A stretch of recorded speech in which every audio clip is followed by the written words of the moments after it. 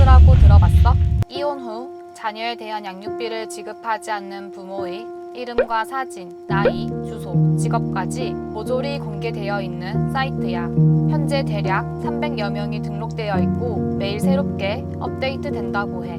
이들이 당사자 동의 없이 개인 정보를 낱낱이 공개하는 이유는 양육비 미지급자의 명예보다 아이의 생존권이 더 우선되어야 할 가치라고 믿기 때문인데 결국은 양육비를 지급하도록 압박하기 위한 거지. 명예훼손 처벌까지 각오하고 신상 공개를 하는 이유는 뭘까? 우리나라는 2019년 한 해에만 무려 11만 쌍의 부부가 이혼을 했다고 해. 하지만 이혼 서류에 도장을 찍었다고 해도 이들 사이에 자녀가 있다면 끝이 아니야.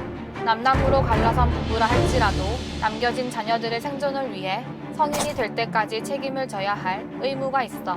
하지만 기본적인 의무조차 실행하지 않는 무책임한 어른들로 인해 수많은 아이들이 고통받고 있다는 거 알아?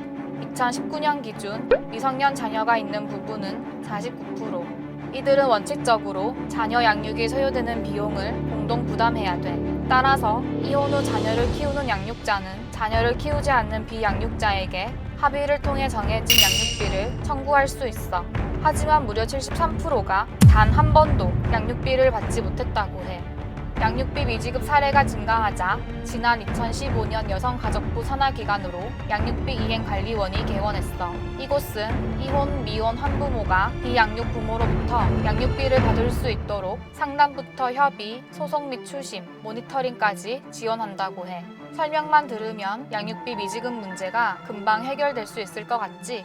하지만 실제로는 그렇지 않아.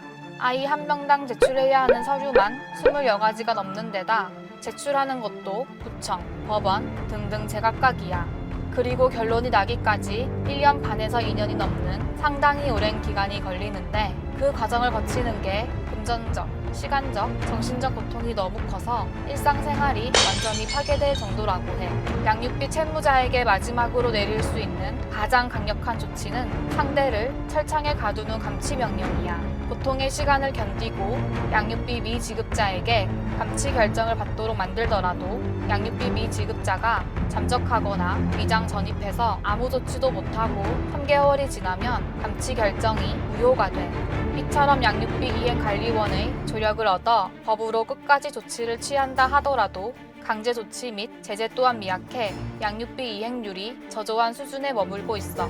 출범 후 지난해 말까지 접수된 2만여 건의 이행 지원 신청 가운데 이행 의무를 확정받은 건은 1만 6,073건, 실제 양육비가 지급된 건은 고작 5,715건에 그쳐. 이러한 현실 때문에 싸움 자체를 포기하는 경우가 많대. 법적으로 권리를 제대로 보호받지 못한 수많은 한부모 가정의 성장기 아이들이 사회적 고립과 차별, 빈곤의 대물림을 겪고 있어. 법이 바뀌지 않는 한, 국가가 적극적으로 개입하지 않는 한 양육비 미지급 문제가 해결되기 어려운 게 현실이지. 그래서 배드파더스라는 사이트가 생겨난 거야. 참다 못한 양육자들이 양육비 미지급자들의 신상을 배드파더스 사이트에 공개하거나 주거지나 근무지에서 1인 시위를 이어가고 있어. 그렇다면 해외에서는 이 문제를 어떻게 다루고 있을까? 미국의 경우 양육비 미지급에 대해 미성년 자녀를 유기하거나 부양을 거부하는 행위로 간주하고 운전면허, 전문직 면허를 정지해버리거나 50개 모든 주에서 형사적인 책임을 묻고 있어. 아이다호 주의 경우엔 중범죄로 규정해 최대 14년이라는 형을 선고한다고 해. 양육비로 미지급된 돈은 양육비 미지급자로부터 강제적으로 급여, 세금 환급금, 실업급여, 퇴직금 등 재산을 압류해서 양육자에게 지급하고 있어. 유럽의 경우엔 28개국 중 16개국이 양육비를 국가가 먼저 대신 지급한 후 나중에 양육비 미지급자에게 직접 청구하고 있어. 우리나라의 경우 법적으로 미지급된 양육비는 개인 간의 사적 채무로 보고 있어. 반면 외국의 경우엔 국가의 공적 채무로 보고 있지. 이러한 인식 차이가 국가의 대응의 차이를 만들어내고 있는 거야. 지난 5월 우리나라도 양육비 미지급자에게 운전면허 정지를 요청할 수 있는 법률이 생겼어. 하지만 감치 명령이 우선되어야 하고 양육비 미지급자가 운전면허를 직접적인 생계 유지 목적으로 사용할 경우는 제외돼 법의 실효성에 의문이 제기되기도 해. 양육비 미지급 문제. 어디까지 국가의 개입이 이루어져야 할까? 여러분의 의견을 댓글로 달아줘.